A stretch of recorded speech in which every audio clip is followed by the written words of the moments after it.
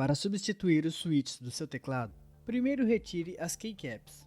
Em alguns modelos você pode retirá-las com a mão.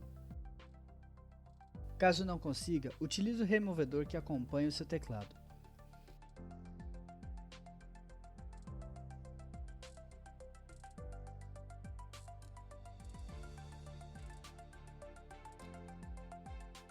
Você pode também utilizar uma colher ou qualquer outro utensílio para retirá-las. Lembre-se de salvar a ordem correta e a posição certa de cada tecla.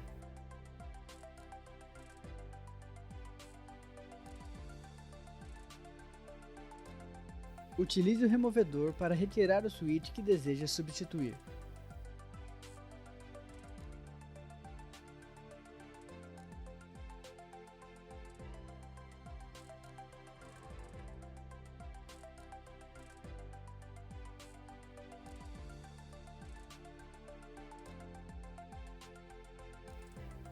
Você pode também utilizar uma chave de fenda para realizar a troca.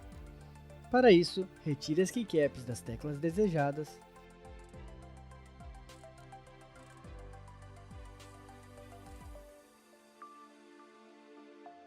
e, com a chave de fenda, empurre o pino na parte superior do switch e force-o para cima.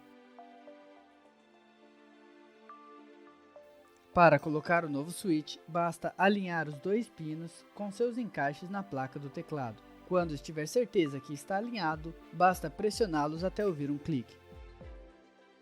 Caso você possua um modelo com a versão antiga dos switches, é necessário utilizar a chave na parte de cima e embaixo para a retirada do switch, atentando-se sempre ao encaixe na hora de inserir o novo switch. Caso você não possua switch de reposição, uma alternativa é utilizar um switch de alguma tecla que não seja utilizada em seu teclado.